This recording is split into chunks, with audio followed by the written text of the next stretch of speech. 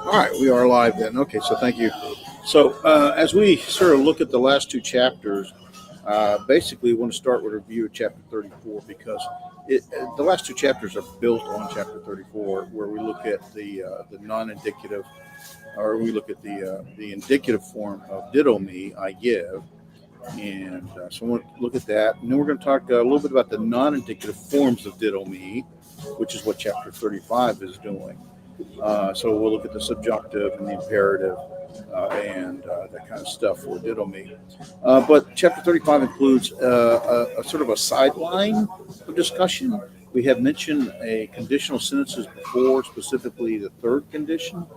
We're going to go back over that and talk about the other two. There are four conditional sentences, but there's really only three that are used. And so we're going to talk about those just as an introduction, give you a little chart to use, and sort of just make sure you have an understanding of what they are. Then chapter 36 really picks up the exact same thing. And so it may look a little confusing, but it's really the exact same thing as ditto me, except other more common words. Remember we said ditto me, the me verbs are really in vowel classes, the O class, the A class, and others. And so that's what we're doing. We're picking up the other class vowels. He stay me, tite me, and dake me. So we're just going to pick up, and you see it does the exact same thing that ditto me does. So that's kind of what we're going to cover. So, any thoughts, guys? You're like, oh wow, I love this stuff. Thank you for bringing more me. It's all about me. All about me. All about you. You took the words right out of my mouth. There you go. Well, it is about me, so I'm not worried about what words are in your mouth. So there we go. Okay. That's an old dad joke. I tell my daughter, she just looks at it. Okay. So remember we talked about all verbs we've learned so far were the omega class verbs, right? And so called thematic. Thematic typically means it's using a connecting vowel. But Greek does have another vowel class that's athematic. That is, it doesn't typically, there are some, but it doesn't typically use the connecting vowel. And the personal endings connect directly to the stem ending. And these are the me or me conjunction. And so a little bit about that. We will just a review here. Me verbs are older conjugation of verbs, and they get their name from the present active indicative ending of the first person plural, first person singular me, ditto me, and versus the omega verb like luo. Me verbs have no connecting vowel. There is some exceptions, especially in the imperfect singular, because their stem ends with the vowel, right? And the real key for understanding the me verbs is knowing the roots. And so you have some of the most common, especially ditto me, tite me, and histe me. The most common in the New Testament is the root, the da, the the sta, and the deknu. And so knowing the roots is really going to be useful when you see the other moods, non-indicative moods for the me verbs. So here's some rules. We talked about this in a little bit more in depth in the last week. So, excuse me, I'm sorry. So in the in the present tense, there is reduplication, and that's how we kind of makes it so easy to recognize the present tense. It's the same kind of reduplication as in the perfect. The only difference is that the reduplication in the perfect tense for the omega verbs or any of the verbs is going to use the epsilon as the connecting or separating vowel. In the present for the reduplication, it's going to use the iota or the separating vowel. And so it'll reduplicate just like we did in the perfect, but it's going to use the iota. And now you know you're in the perfect or the imperfect because the imperfect uses the present tense stem. And so they both follow the same pattern. It is athematic, meaning that it does not generally have a connecting vowel. There are different personal sets of endings in the present active. So that means in the middle and the passive, you really got the same personal endings as you've seen before for middle and passive, secondary, primary endings, as well as secondary endings. And in the other other tenses, the future, the aorist, and the perfect, you're using the same personal endings you've used in the past, so it's nothing new. It's only in the the present active that you have some different personal endings. That's going to be, if I remember right, the first person, like ditto me, there's the new one, me, the first person singular, the third person singular, and the third person plural. Let's see, the third person singular is the sigma iota movable nu, and then the third person plural is going to be the alpha sigma uh, tau. Is that right? I can't remember now. We'll find out. And then you have often, which you've seen many times, is this about this Jake is back. I didn't know we lost him, but glad he's back. We see often this about, that is the not just lengthening, but could be shortening, could be dropping, it could be basically any change to the vowel. And so we'll see oftentimes an about or lengthening or shortening or dropping of the stem vowel. And then we also have what's called the kappa aorist. We've seen kappa alpha before in imperfect, tense formative, and here the aorist instead of the sigma alpha with the me verbs is the kappa alpha. Of course, we could differentiate the perfect from the aorist on me verbs simply quite easily. The perfect has the of course the reduplication with the epsilon separated vowels. So we went over that last week, and I think here's some summary of some of that.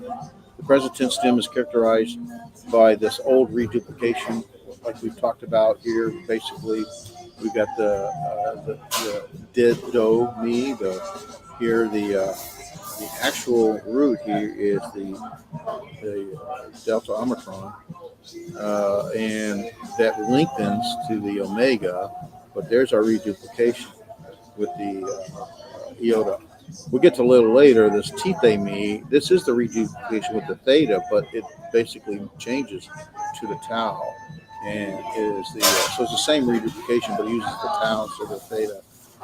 And here we have the rough breathing that kind of stands in place with that reduplication. And so we'll get to that here in chapter 36. The reduplication has no perfect meaning, even though it has reduplication. It's not a perfect. That's the point. And it's always found me verbs in the present tense steps. So we did that last week. Here's the ditto me, dittos. So here's the difference. Here's the difference, and here's the difference. The alpha sigma iota, not the tau. All these others are the same that we've had before. This was the sigma, that's the ending, and so in our omega class vowels. And so you notice here that this is the sort of the lengthen in the singular, but you still maintain the omicron. So there's a ditto or do. So you get the ditto, and then add the personal ending, right? Our three parts. So if you work outside in, it's generally easier to figure it out. In the aorist forms, the stem drops the old reduplication, so we don't have that anymore. They use the kappa and not the sigma, but everything else is the same. Yeah, I'm sure what else to cover here. We do have our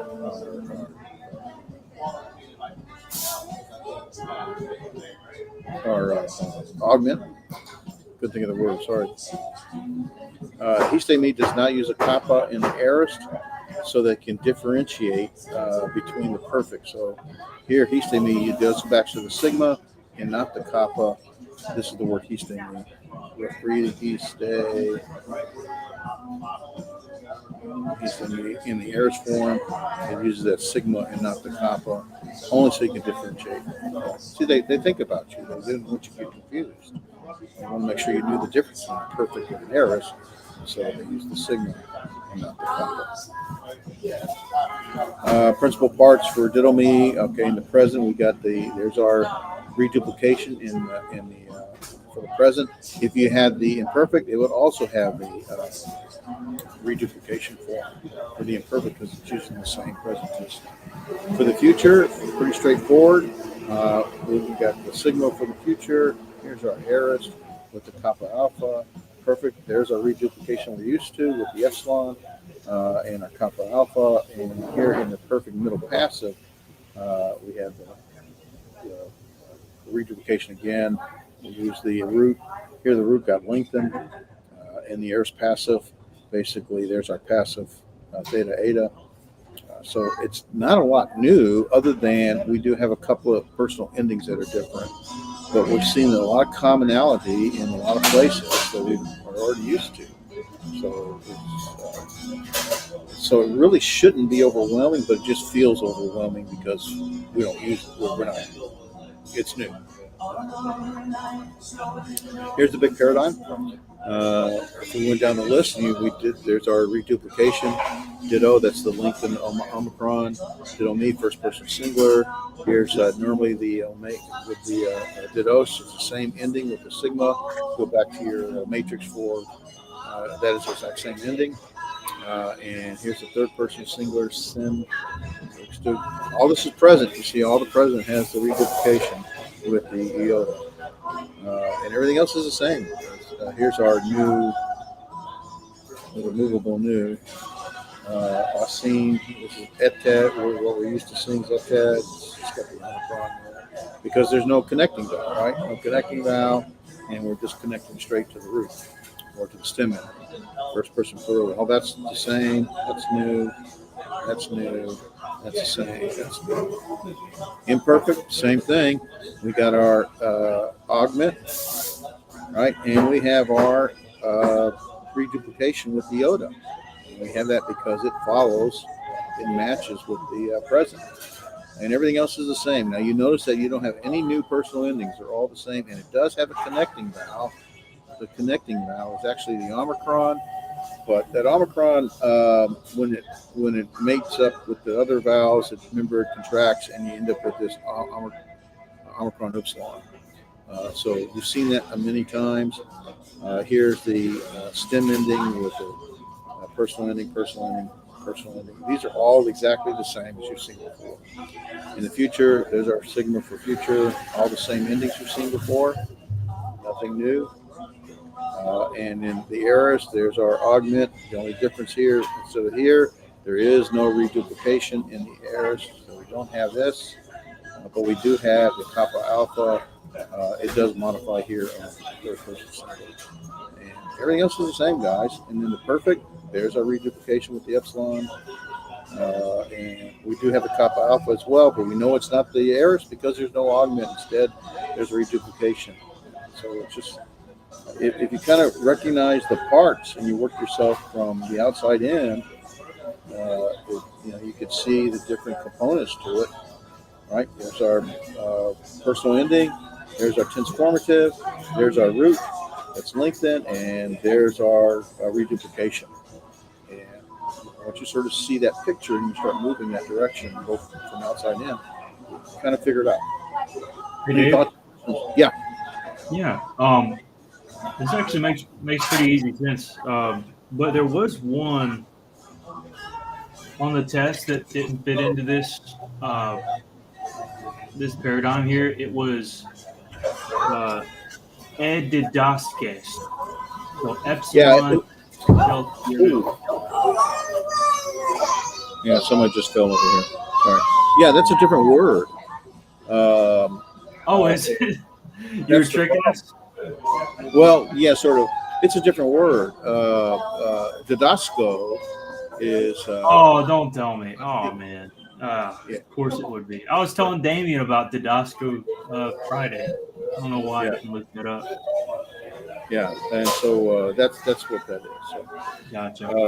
It happens. Listen, I do that all the time, man. I'm like, I don't know what this is doing, and then all of a sudden, it's just, okay, stupid me. Okay, so now this is sort of jumping the gun a little bit here. we're going to look at the principal parts of tithe me. I didn't go through the book. I might come back through the book in a minute. So we did ditto me, and now we're going to do tithe me, and we'll see in the present we see the exact same thing. This is the this is jumping the gun. Let me see what else I got here. All right, the principal parts for tithe me, which present, future, aorist, perfect middle passive, middle passive. So the tithe me is a reduplication from the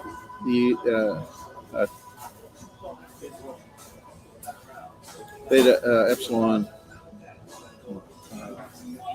theta eta me, but this changes to the tau, and so that is the I forget why. There's a reason it does that. I don't know.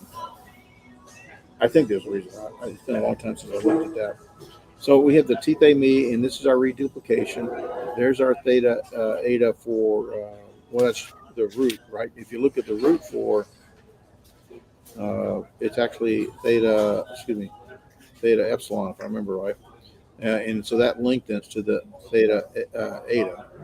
And there's our first person plural ending. If we follow the same pattern, there's our root with the lengthened epsilon, the future, and the personal ending. We're back to the omega primary endings, right? So it's only in the present where we got those different personal endings in the singular. Well, not just the singular, plural. Yeah. The aorist, same thing. This is nothing new. There's our root with the lengthen. There's our kappa alpha aorist. In the perfect, here we have our once again, it doesn't do this epsilon to epsilon. Instead, it does the tau epsilon theta epsilon. And so there's our reduplication. This is the actual root right here, and then we have our kappa alpha personal ending. Again, reduplication, the root with the my, and there are, I can't remember if these are connecting vowels or not. I don't remember, to be honest. Here's our aorist passive. It's aorist, just like this is aorist, right? That's our root. It did change with the theta to the tau. Excuse me, that is. Let me figure this out. I didn't look at this earlier. I've got to change. When I switch systems on my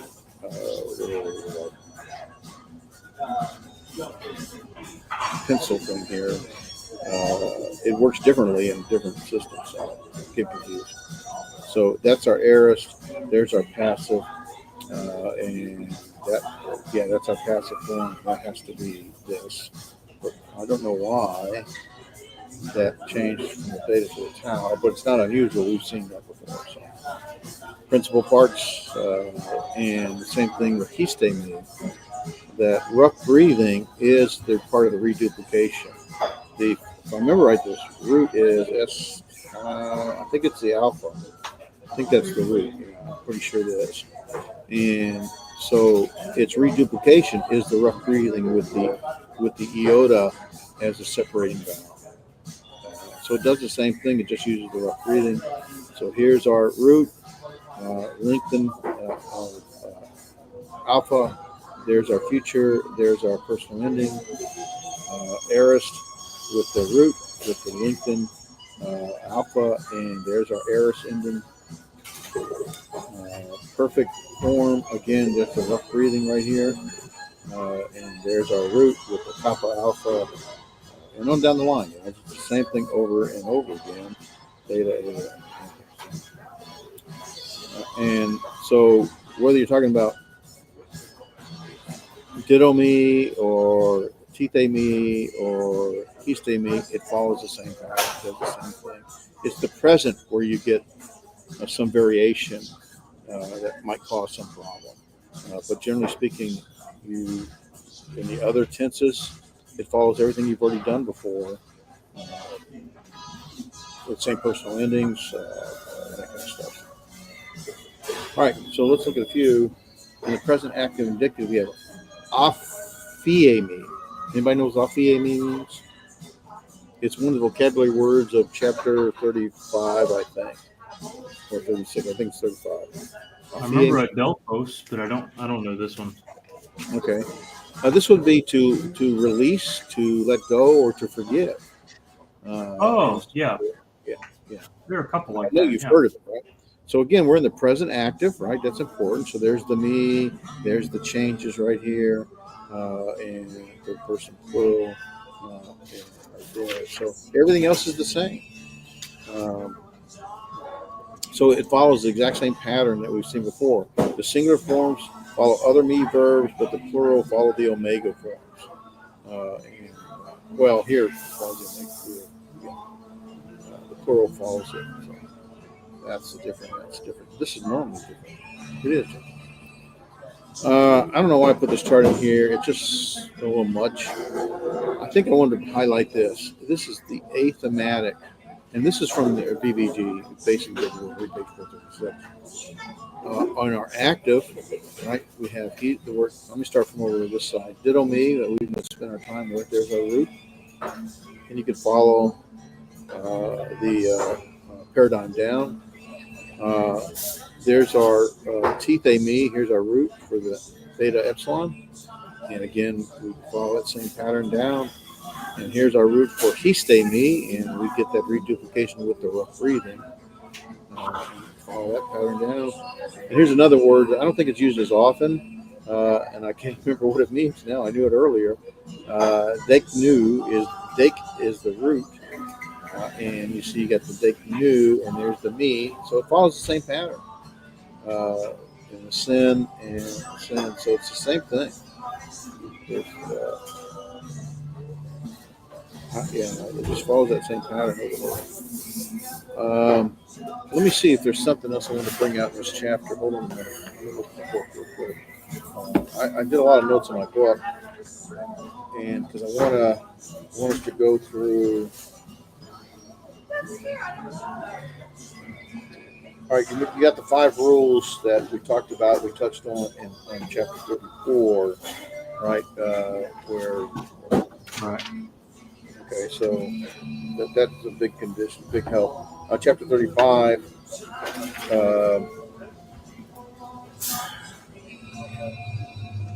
So here's one of the things that really gave me a hard time, and I don't know if I don't want to ignore it. I don't want to exactly spend a lot of time highlighting it. We're now moving to the other non-indicative moods. So I'm starting with the subjunctive on page 398, and that's where our PowerPoint is going next, is with the subjunctive. So let me go to the PowerPoint and then switch to the book in a minute. But we're going to follow both the book on page 398 and 399 here in a minute. So subjunctives only appear in the present and the aorist for the me verbs. And again, we have our reduplication in the present, right? We saw before with the iota, and the omega, which is what we typically see for a subjunctive, a lengthened, normally connecting vowel. This time it's not a connecting vowel. It's the lengthened stem ending. And so that's for the present active. For the aorist form, so you only have the present and the aorist. The aorist form is you got the root, and it becomes, and then we get our circumflex, and we get, so there's no reduplication associated with it because we're not in the present anymore, or the imperfect. There is no imperfect in the subjunctive. We have our omega, the omicron linked into the omega, and then because it's the subjunctive, we'll see that circumflex there. And so that's our aorist, active subjunctive me verbs. In the passive side, we have the didomai and domai. So once again, there's our subjunctive right there. This is the present subjunctive, and everything else is the same. All right, so I think that's all right. Let me go back to this. All right, now we'll go to the page, the book. I'm going to highlight a couple of things. It just gave me a hard time. I spent a couple of hours at least on some of this, trying to understand what he's talking about.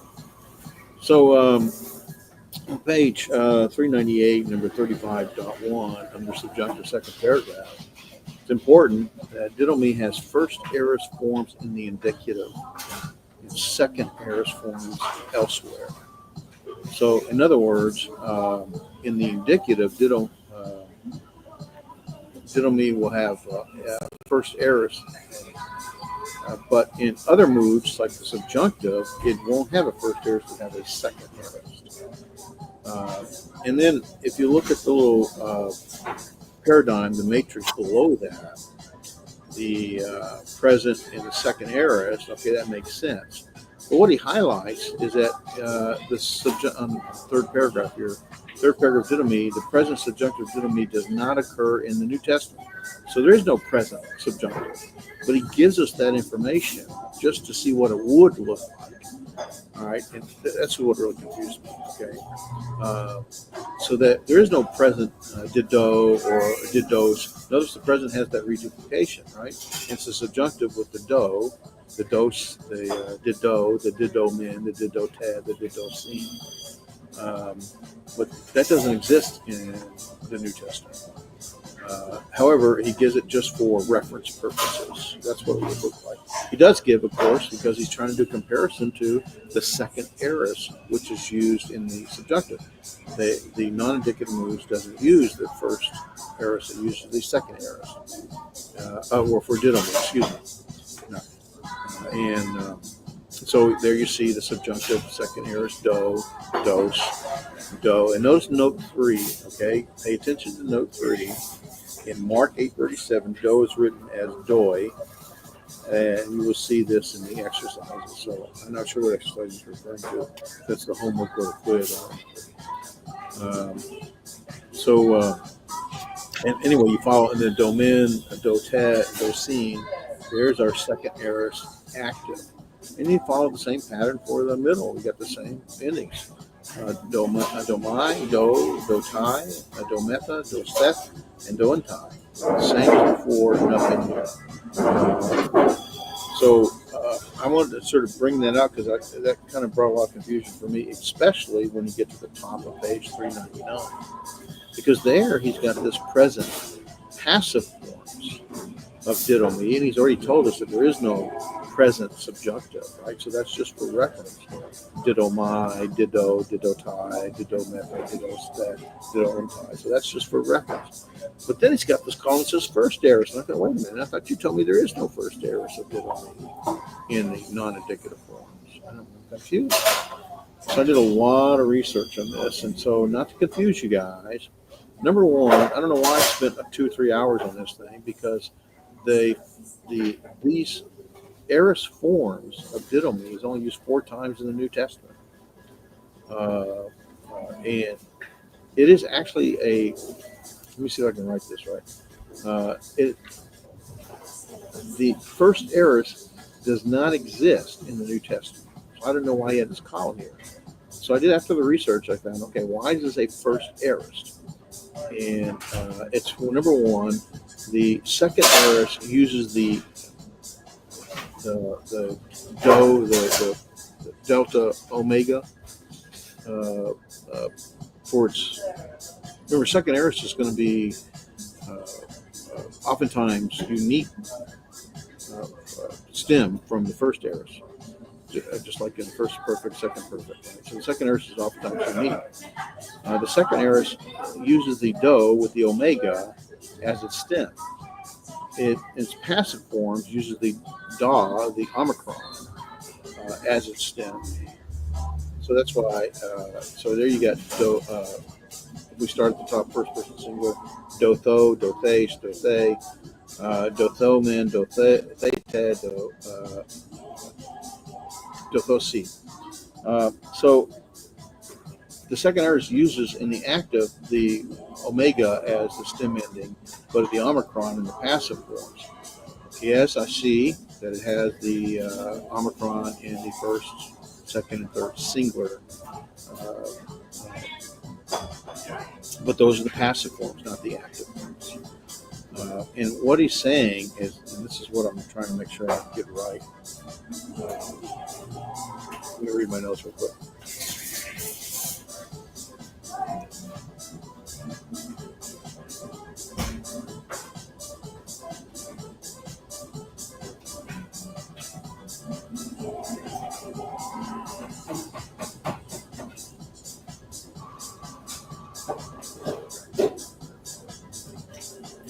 Yeah, I can't find what I wrote. It has to do with the passive form follows the first aorist form, but they don't use a first aorist. They use a second aorist, and it looks similar, something of that nature.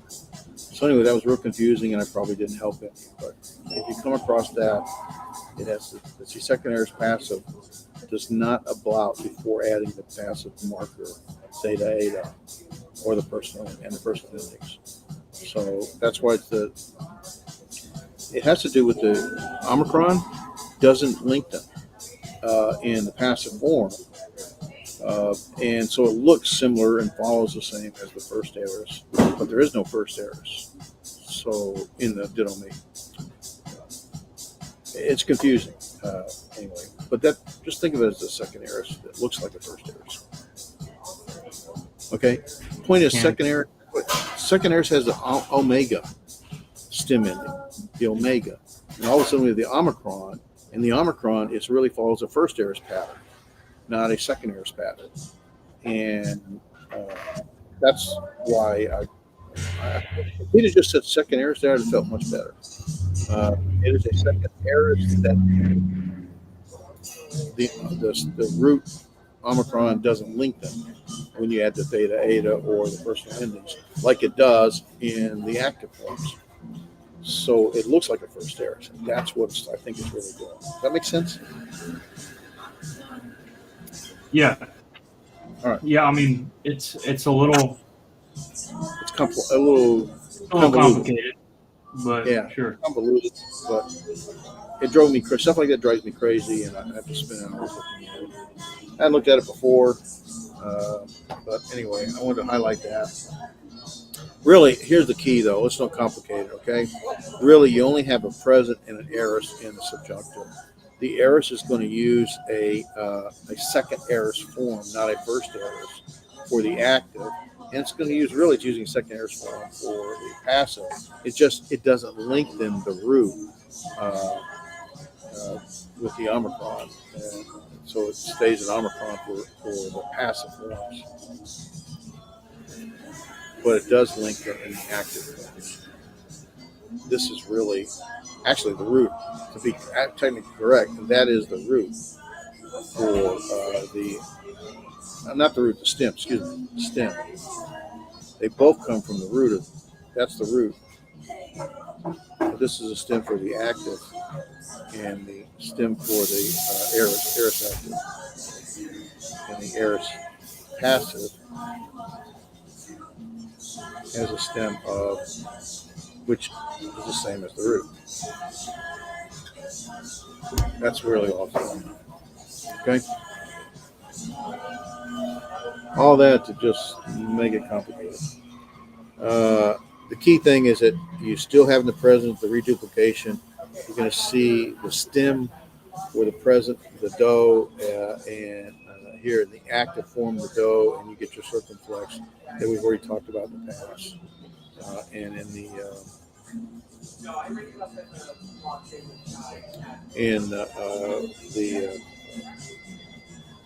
passive forms,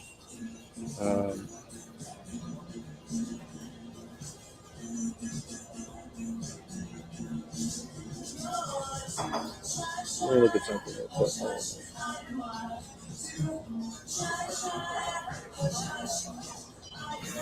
Yeah, all that. See, this is where it gets confusing. All that.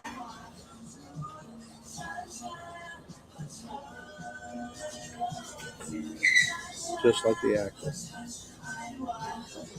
Despite what he says at the top of page 399.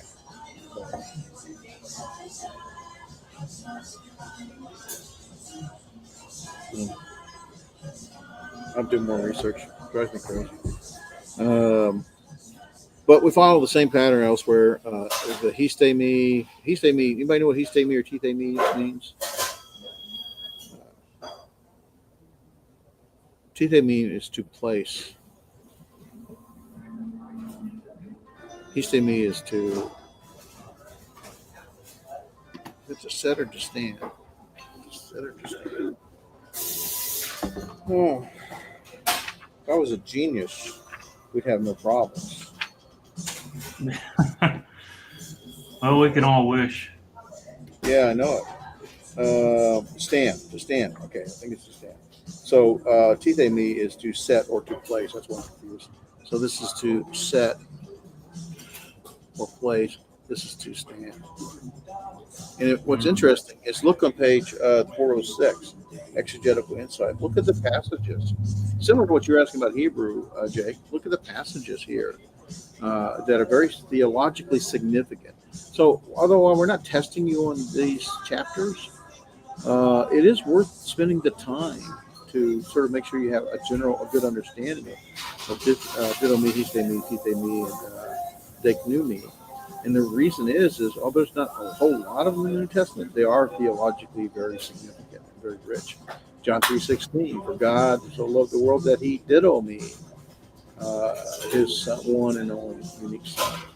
Paradidomi, that is, he gave up his all, Romans 8:32, or I received what I passed on to you from 1 Corinthians 15:3. Histe me is by faith you stand firm, 2 Corinthians 1:24. So there's that histe me to stand firm. Pariste me, offer your bodies as a living sacrifice, holy and pleasing to God, Romans 12:1. Anastise, that is, he raised up Jesus to life. And from Acts 2:32, Tite me, and from 1 Thessalonians 5:9, God did not appoint us, place us, set us to suffer wrath, but to receive salvation. Prostite me, the Lord added to their number, Acts 2:47. These are all various passages you guys know. John 20:20. Deknu me, after this he said he showed them his hands and his side. And fie me, God is faithful and will forgive us our sins, 1 John 1:9. And of course, Matthew 6:12, forgive us our debts as we have forgiven others, our debtors. So very significant passages that use these me verbs. And so it is worth spending some time just making sure, don't just gloss over it, okay? Because you do find some pretty significance here. So let me go back through the any questions on the subjunctive for the present or the aorist? All right. Okay. Or here's the aorist forms. Okay. So, yeah. So the passive still used.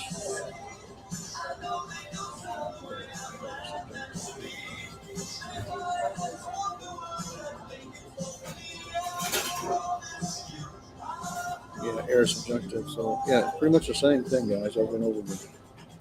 Here's our histe me. Excuse me, our tite me.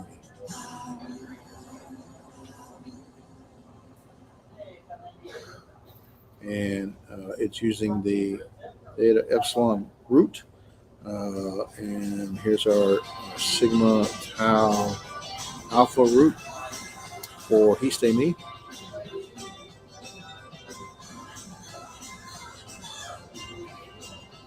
I think I spelled it right, from memory. And it just follows those patterns. I mean, we go through them one at a time, but we're seeing the same thing over and over again. So, all right, so that's the subjunctive. Let's move to the imperative and the me verbs. Like subjunctives, imperatives add imperative morphemes, right, directly to the verbal root. Again, we're going to have the present imperative and the aorist imperative. There's our present, and we have our root here, and oo with the imperative ending, and there's our root with the no reduplication for the aorist with the imperative ending. We'll go through the endings in a minute. So we'll start with the dido me. So here's our imperative endings. They're very much similar to what you already seen and had. Our reduplication in the present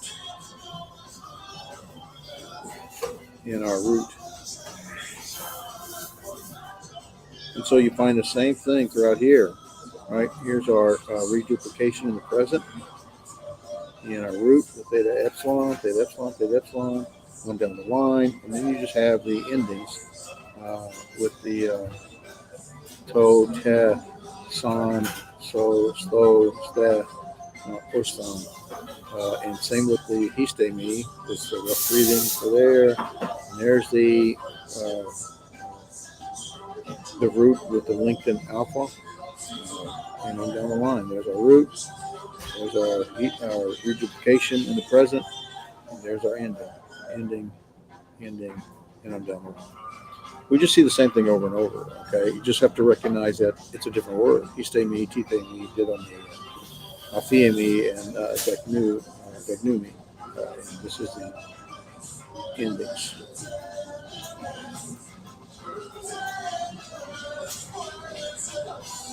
For the aorist, it does the same thing that we've already seen. Let's see what it says in the class. He goes over it very briefly because, and I understand why, because it's really just the same thing over and over again. Again, this is our theta eta, and roots for there. And in the aorist, imperative form, to, te, son, and on down the line. Same thing over and over again. It is a little new, but you have a lot of similarities from the current imperatives. Any questions on the imperative? It's just a lot. It's just a lot. It is a lot. I'm not good news is you're not being tested. Oh, there is a quiz. And like I say, you do want to spend some time with it. But the infinitive, and this is the end, I think, for these me verbs. No surprises, the same thing. Here's our present. There's our root. There's the infinitive, the nigh. The nigh. It does have a connecting vowel. And the infinitive, and uses the infinitive endings for the present, infinitive, and yours. Dave, yeah. Am I right in my thought that this is a part of those me verbs that you were talking about when we first got into Didomi, that these were going out during the time of Jesus, as far as they don't occur that much? Yeah, they are. They're more. They were being phased out or not used as much, and the me verbs were being dying out. Let's say. So yeah, that's correct. But there are a few, as we mentioned, that have some theological significance. So we do want to be familiar with it. For page 445, I just pulled these here. Again, there's our infinitive endings, so you should be familiar with those. And histe me, tithe me, same endings. Ditto me, there's our present. Deknu, see there are no present, middle, passive, aorist, middle for deknu. Enai, there's no present, middle, passive, aorist, active, aorist, all perfect forms for that. And oh yeah, the participles, forgot about them. So the participles, we're going to do the same thing. Plus, we're going to use the you've already seen the new tau, but it's the Omicron new tau for the active participles, and then the min for the middle passive participles. And we're going to use the same case endings as our omega conjunctions. So everything we've done is just being applied here with our participle morphemes here for the me verbs. There's our present, there's our root, there's the ontos, the ending. So you got the reduplication with the iota, the ont for the participle morpheme, the masculine gender single case ending with the sigma here, and that's your present active participle. Pretty straightforward. Here's our ontos ending. Again, there's our root. There's no reduplication for the aorist. There's our participle morpheme with the masculine gender singular case ending, aorist active participle.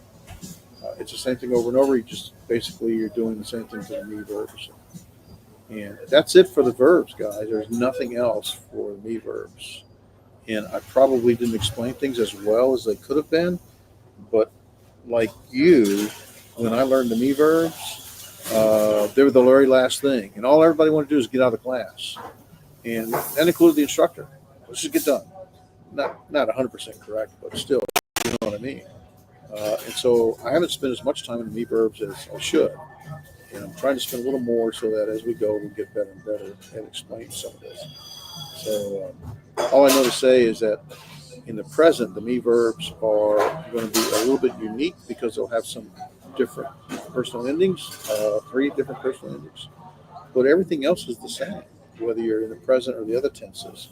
When you get out of the indicative mood and move to the non-indicative moods, we're following the same kind of patterns that we've seen already. Any questions with that before I move to the next thing?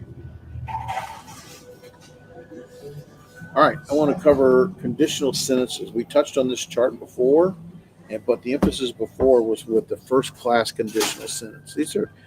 They call them classes: first class, second class, third class, and fourth class. We really don't have very many of the fourth class. It's the operative mood. I'm going to touch on that in a minute. First class conditional sentence, the process is the if statement, right? If Jake does his homework, then Sam might pass the class. That's obviously not true. But the process. Wait, I'm only relying on Jake. Well, Come on, Jake. You didn't do okay. that. Okay. Well, listen carefully to the sentence because I'm going there somewhere, right?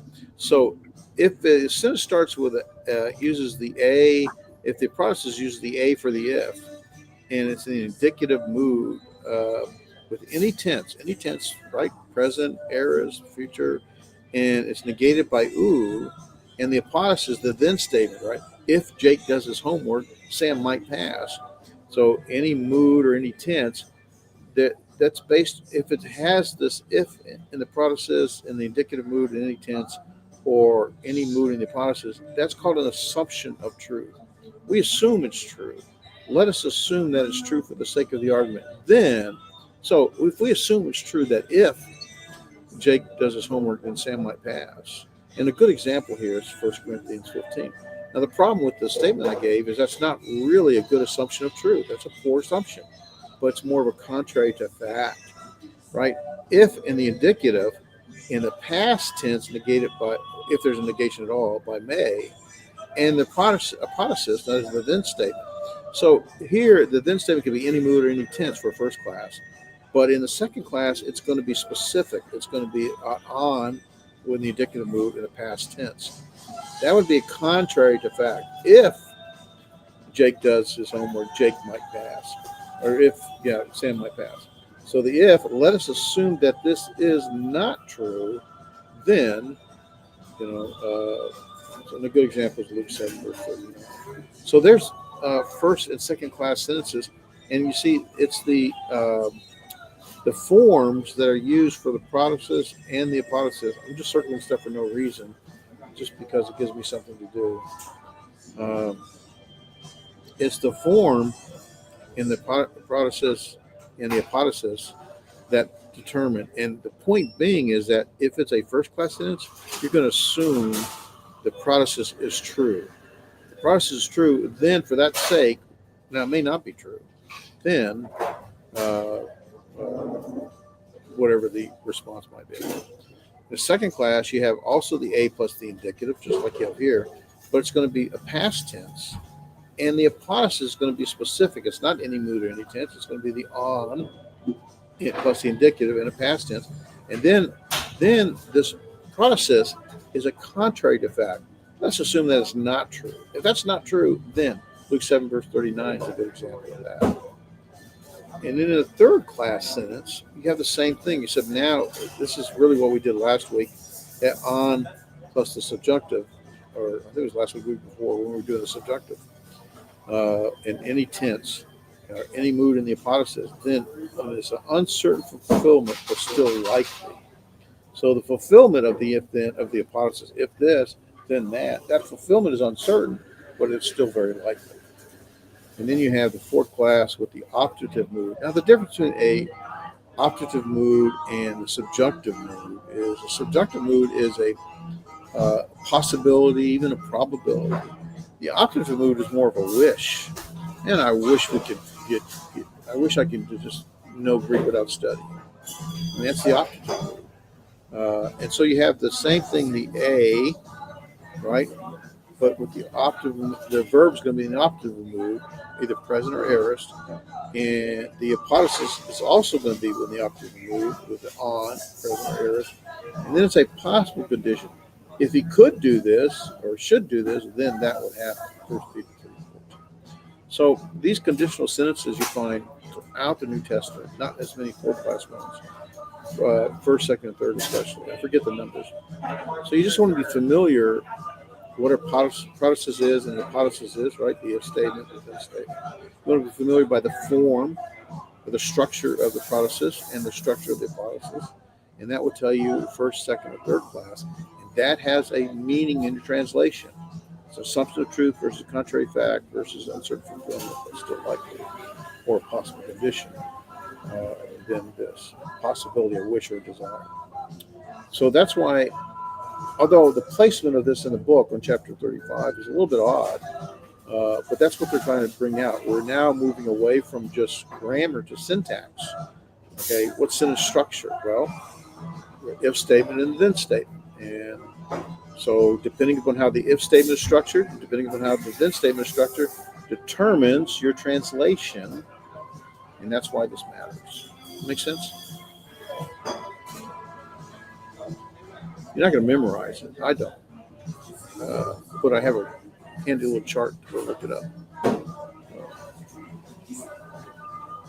Okay. Yeah, I've been underlining all of these things. Yeah, well, I underline forever. It doesn't do a thing. Okay. It's just, it's like, okay, look at that. Look at that. Wow. Did you see this? Look at this. How about this? What about that? How about that? It doesn't do a thing. So only because, I have something in my hand, I have to do something. It's like smoking. I used to smoke when I was younger, right? And so you had to have something in your hand. So now I have the pen. I've got to do something. Okay. That is what time is it? All right, we're about 10 minutes early. That is the chapter 35, 36. Let me look in the book, see if there's something I want to bring out here in 35, 36 real quick. Where did you get 35?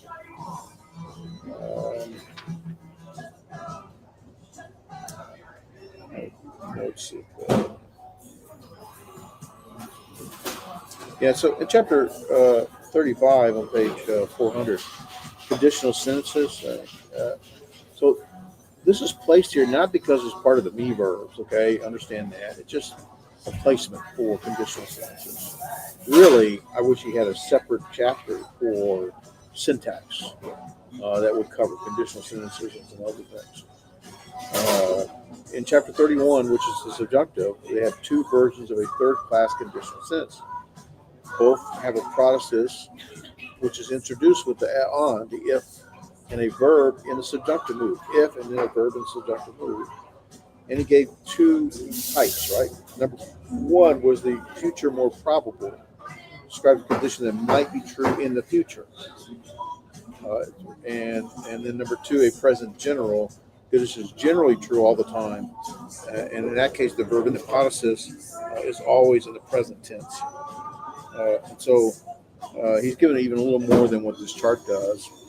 So in the third class conditional sentence, he breaks it down into two different types.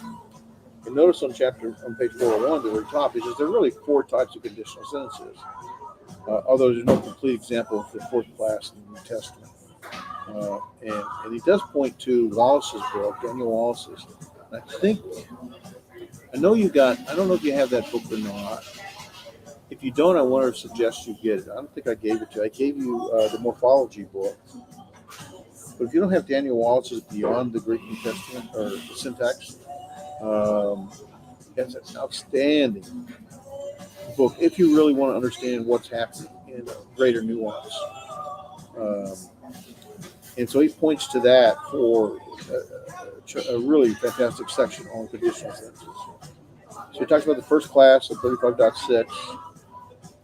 If something is true, let's assume for the sake of the argument that it is true, then such and such will occur. So the process will have the A, the if, plus the verb is in the indicative. And he gives you some examples there. Matthew 5:30, 1 Corinthians 15:18. If your right hand causes you to sin, cut it off. And sometimes the process is true. You may want, and he puts a note here. Sometimes the process you assume it's to be true, and you may want to translate, since this is true, then this will happen.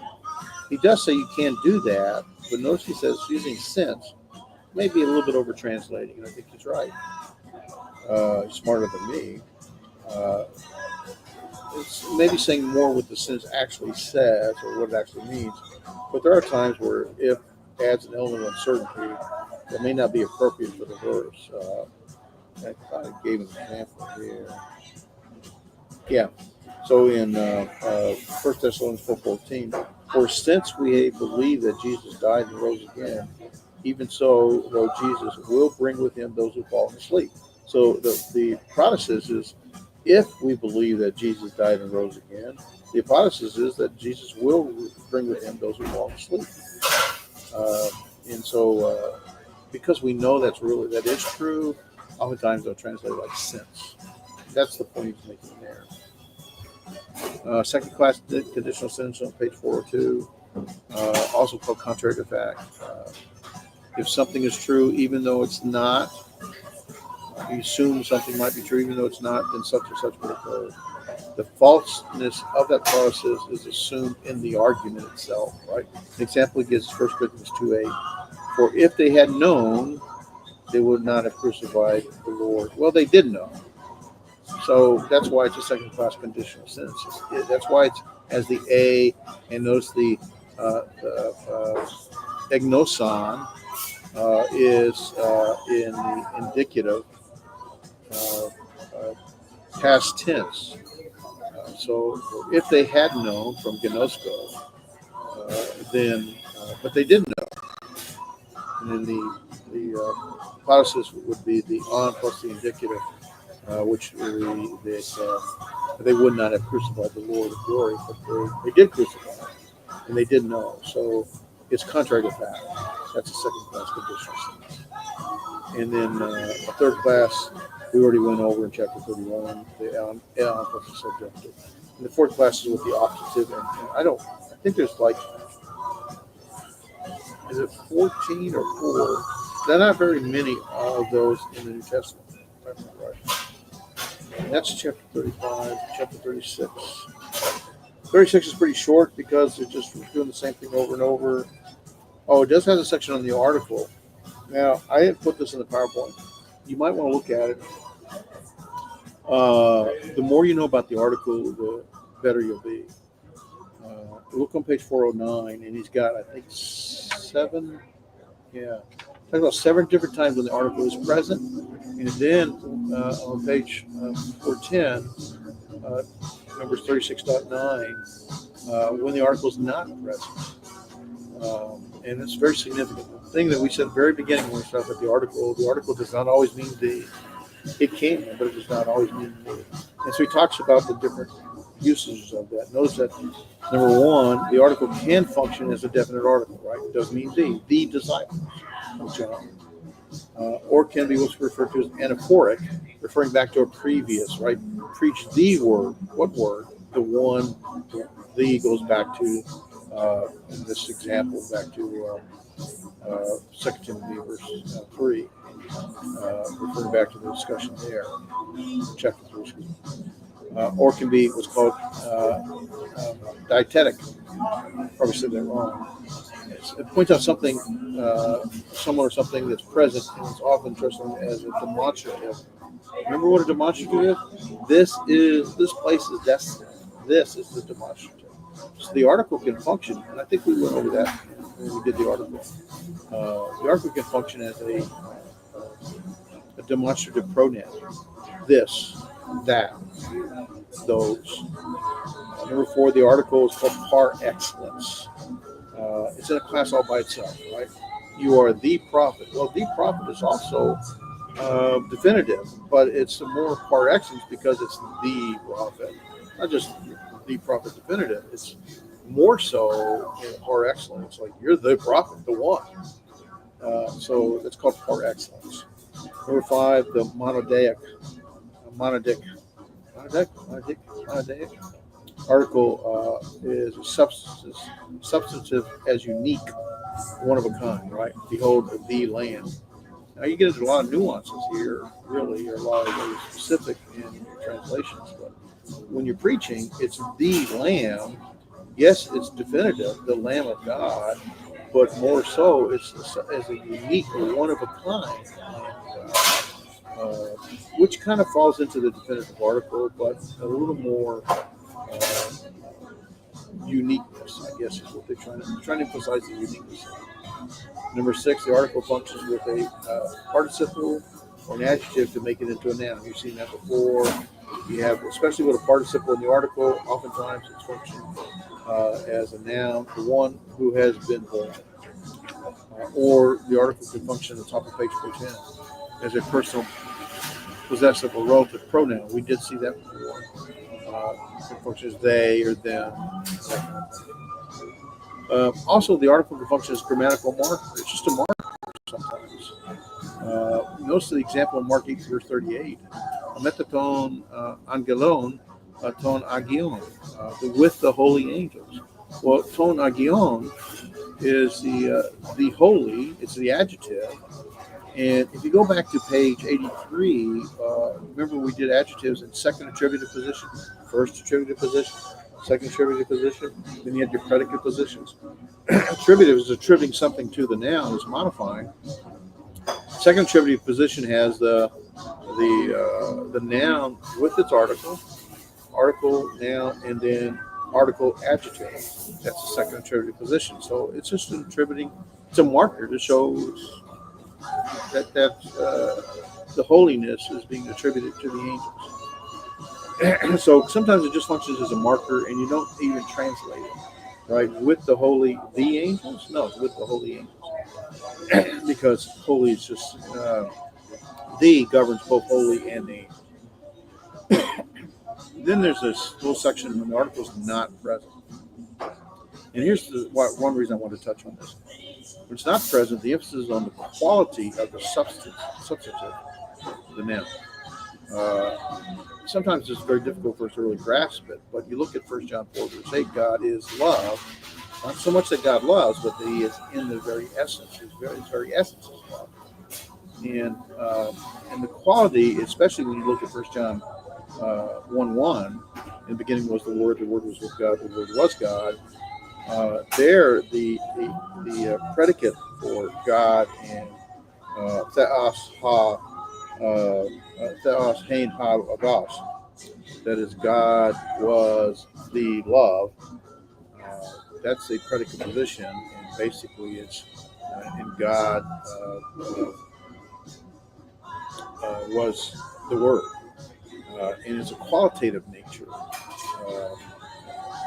So that they are the same essence. That's the point. And that's what we're seeing here in 1 John 4:8 as well. The other thing it brings out here that's important to recognize is sentence structure. We did talk about this in the past. There is a such thing as a normal word order sentence structure in Greek. It's verb, subject, object. In English, we got what? Object, or got subject, verb, object. In Greek, it's verb, subject, object. That's the normal. And so when there's a difference, something's moved out of position, then sometimes and oftentimes there is a emphasis being placed, right? And they bring out Ephesians 2, verse 8.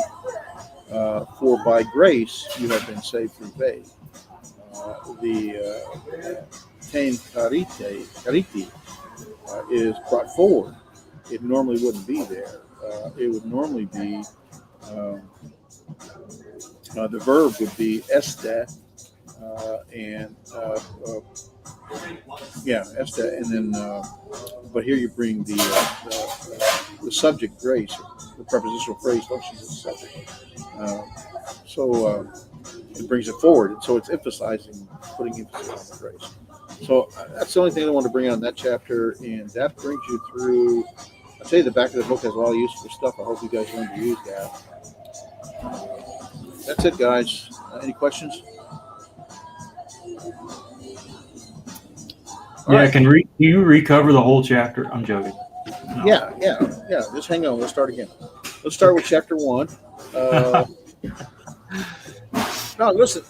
It's a lot, and obviously these me verbs are a lot. But just like anything else, the more you spend time with it, the stuff that you learned early on, some of what you may have forgotten by now, but the stuff you learned early on is not so confusing anymore. And so the further you go, the more this confusing stuff becomes. Oh yeah, that makes sense now. It's kind of almost nonchalant. But as you learn new stuff, it's learning new stuff. That new stuff is like, how does this fit? I don't really get it. But then as you play with it, you move to the next level. You're kind of like, oh, okay, it all fits together. And that's the same thing with all of this, guys. And so, as long as we're familiar with it, I think that's the most important part for me right now. Is just there is something about me words, and I may not know everything about it, but I can go back and say, oh, there's those 5 rules, and kind of look through and figure it out. Yeah, and I would, especially as you go through your preaching and your own personal study, and you come across some of these, you're able to at least have tools to dive deeper and then look at how that applies in your life and then how it applies in your proclamation of the word, so that others can have a better understanding without you speaking Greek to them. You don't really need to speak Greek from the pulpit per se. Sometimes there's an emphasis that helps, but most times, really, you're just trying to bring out what the meaning is. They don't need to. They're not doing the work you did. You're in a select class, not only as preachers, but a select class as who's gone through Greek. A lot of preachers really have not, or it's a cursory thing, not a purposeful thing. So hopefully this has been purposeful and useful for you guys. So I really appreciate your stick-to-itiveness, your endurance, and your patience. And I really appreciate it a lot. You have the final that's out there. We said June 13th, the cutoff. Although if we go a little later, let me know. We'll figure it out. We'll make it work. And then you have some quizzes. I know, Sam, you're a little behind. Jake, you've got quite a few behind. I actually did. Yeah, go ahead. Well, I graded the one you sent me. I think I got them all graded now. There was. So I missed 2 or so in a row, and then others. I actually did most of them. I just didn't finish them, and that's why I never sent them in. Okay, I understand. Yeah, if you can. Now, the value of doing the quiz is for you, not for me, and not for the grade. Okay, so I don't really care. If you do well in the final, those quizzes won't make a difference at all, or they'll make a difference, but not you're not going to fail. If you don't do well in the final, then those quizzes will make a difference. But I don't think the final, by the way, is an open book. I want you to try to do as much as you can without, not necessarily from memory. I'm not about memorizing stuff. I'm about understanding and finding tools to to use it. When you do the translations, the only thing I don't want you to do is go to the Logos and or go to the Bible and get the translation. Those are familiar verses, but I want you to be able to see what is being said in the Greek and then how you would translate it. But I want you to do an open book. Just don't go use your Bible and your Logos to do the translations or anything like that. But I do an open book on your notes or any of this stuff, the PowerPoints or any of the Mouse's basic BBG book. Any of that stuff is fine. I don't have any problem. So don't use Logos or your Bible. Well, for translation, you can use your Bible on Logos, right? Yeah. Well, if you don't use Logos, then you have a problem with using your Bible on Logos. But okay, if you can figure that out, I'll let you and the Lord deal with that. Yeah, I appreciate both you guys. I really do, and thank you for enduring and being patient with me. And I hope you got a lot of use out of this, and I think you have, and I know I have. Every time I do it, I learn more. Yeah, we appreciate you, Dave. We've learned a lot, and we're grateful too. I agree. Thank you so much for class. We've really enjoyed it. Well, good. I'm glad. Of course, you would agree with me, Sam. I mean, I got to. You got my grade right on you, apparently. Yeah. It was conditional. It was conditional. Yeah, it's upon me. conditional. Conditional. Contrary to fact, though. Yes, sir. All right, listen, guys. I appreciate you guys, and y'all enjoy Neil's class today. Only a couple more of those too. So, Will and I do. guess on Friday you can, if you got questions on the me verbs, I'll leave this between you and Damien and Andres. If y'all want questions on the me verbs, or if you want to function on the test, you still need to do the quizzes if you can for the me verbs. Again, it's for your purpose, not for me. I really don't care if you do it or not, but your grade probably won't be impacted, but it might make a little difference. So, up to you. Cool beans. All right, guys. Thank you very much. Well, thank you, Dave. Thank you. All right, we'll talk to you soon. I do need to. I'm going to send everybody personal emails about what's coming up for the summer, what's coming up for the fall, to make sure I understand what your expectations are and what our expectations are, not just for the summer and fall classes, but for PTP. So we can get that. I get that finalized really quick. I'm running out of time. I mean, there's lots of things to work out, including instructors, locations, and hotels and stuff. So, appreciate it. Appreciate you. No, appreciate you. Thank you, Dave. Thank you, guys. Go ahead and stop stream.